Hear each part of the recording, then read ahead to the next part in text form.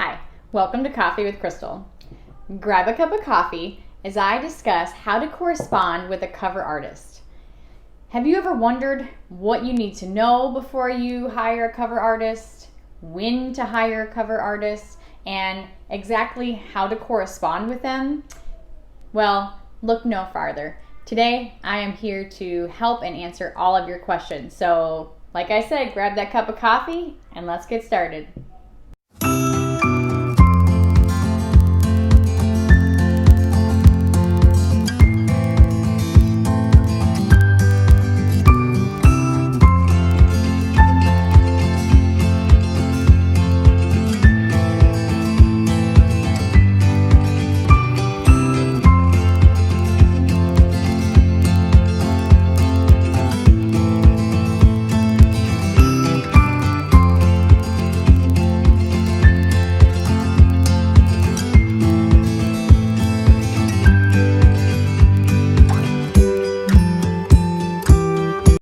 I am so excited to talk about how to correspond with a cover artist because working with a cover artist is one of my favorite parts of the writing process.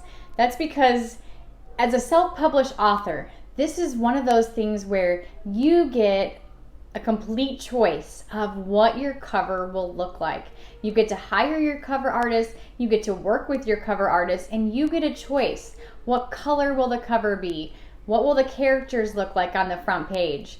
What kind of feel, what kind of atmosphere, mood do you want to set with your cover? That is all up to you. And I know from going to other writing conferences where I've met with friends who traditionally publish, which is also a great choice. However, one thing that they do often complain about is that as a traditionally published author, you don't get a lot of choice as to what your cover looks like. I've heard traditionally published authors complain about how the characters on the cover don't actually have the same physical characteristics as the characters in their book. And for me, I know that's something that I really value. I want the mood, the theme that I'm trying to create in my book to come across in the cover. So get excited about this. This is such an exciting time to be at the point where you want to find the right cover artist. So let's dig in. The first thing is when. I would suggest hiring a cover artist when you're done with your rough draft. This is because you don't want to wait till you're done with your final draft, you've had it edited, and all of a sudden you go, okay, now it's time to hire a cover artist, and the cover artist you want is backlogged for the whole month or 2 months. I mean, you can't assume that the whole world is going to revolve around your book launch. It's really naive to think that way. And so I think it's always best to wait till the rough draft is done. That way you actually know kind of where the plot is going and what your characters look like by that point. So you have a lot of your book figured out, but you still have a lot of time where you need to edit and finalize your final draft. So when I hire my cover artist, it's always between my rough draft and my final draft. All right, so that's when you will hire them. Secondly, what do you need to know? All right, so there are two different facets to your cover, your ebook cover, and if you decide to print your book, your print cover. So what do you need to know for your ebook? Well, you need to have finalized the title of the book, your author name. So I know, especially when you're starting out, you're wondering, should I come up with a new name? Should I have an author name? Should I use my real name? Make sure you have that figured out before you contact this cover artist. If this book is a series, make sure that you also have the series finalized because that will be somewhere on the cover. And then you should have a general idea of what your characters look like. So when you talk to your cover artist, you want to say, okay, for me, since I write romance, I say, this is what my hero looks like. So for my next novel, Stained Heart, I said, I want my hero to be really muscular. He's a firefighter. I want him to have blonde hair and blue eyes. For my heroine, Grace, I want her to have brown hair. I want her to look very graceful and elegant is how I portray her in the book. And she should have brown eyes and they should be about the same height.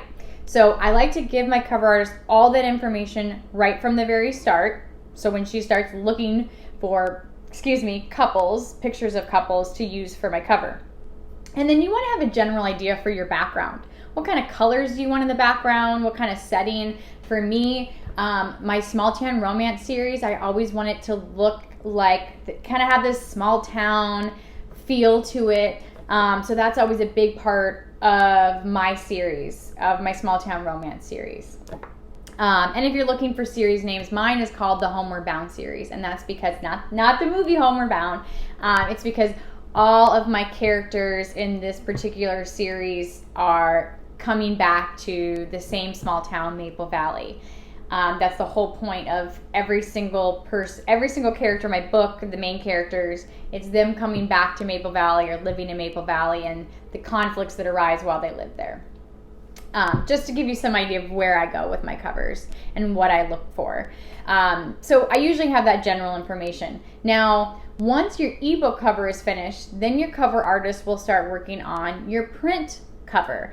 The only thing that's really different, the front cover will look the same, but obviously an ebook doesn't need a back cover, and your print copy does. So for your print copy, you'll also need the back cover blurb. And the back cover blurb is like the 2 to 3, sometimes 4 paragraphs that summarize what your book is about. So you also do need to have that finalized. Either include that in your rough drafts edit, so you have an editor who looks at it, or make sure that you at least have several eyes, critique partner, friends, family, who look over this and make sure that it is actually edited correctly.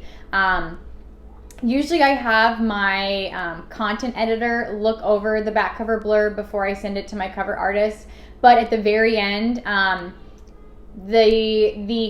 your print cover will be one of the last things you finalize. So even though your cover artist, you can finalize it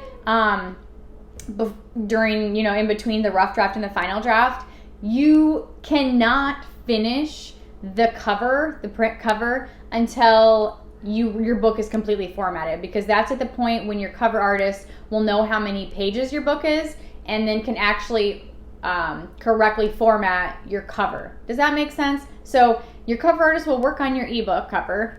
Your cover artist can work on the print cover, but it will not be done until one of the very last steps before you publish it. Like I said, just because of page numbers and whatnot. But you still want it worked on. You still want the gist of it done and completed before you're ready to publish it. You don't want your cover to be one of the last things you're waiting on. You want to take care of this as soon as you can.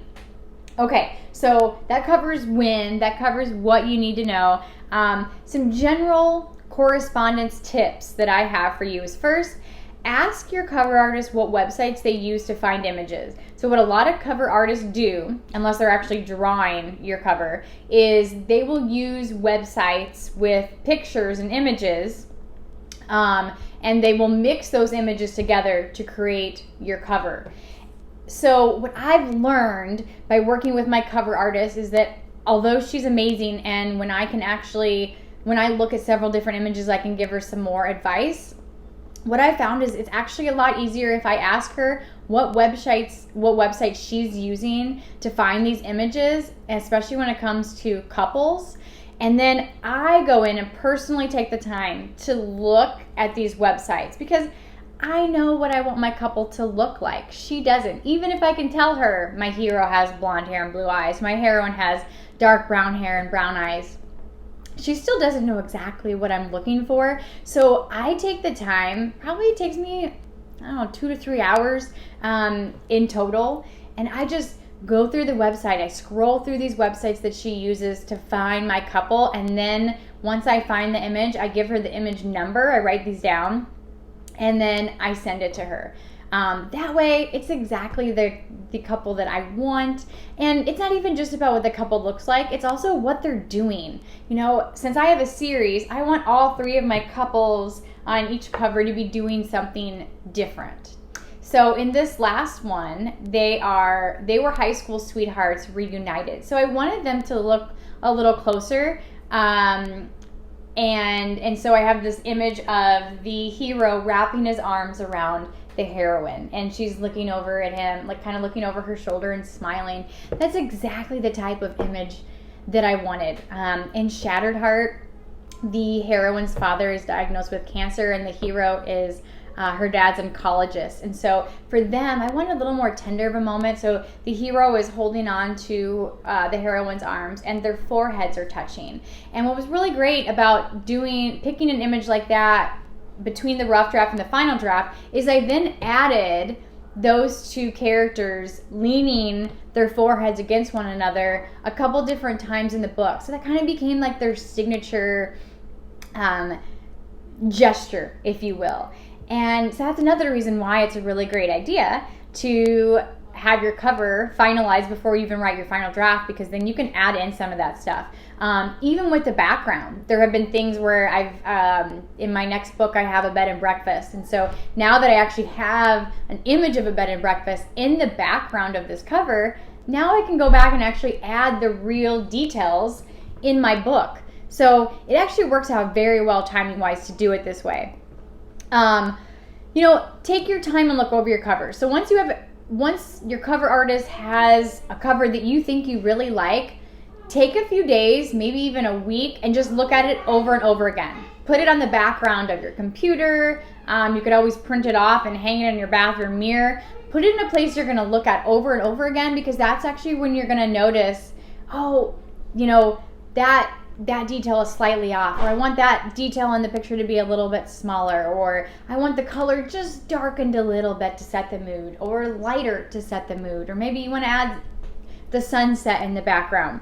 Looking at it over and over again is going to give you a really clear picture of some of the things that would end up bothering you if you didn't take the time to do this. I also email my cover to my friends and family. They're also a great sounding board. They notice things that I don't typically notice. For instance, since my hero is a firefighter, there's a huge fire scene at the end of Stained Heart. So I wanted a fire in the background. And one of my great writer friends noticed that the fire image was slightly larger, like a larger scale than the characters. And she said, ask your cover artist to make the fire a little smaller.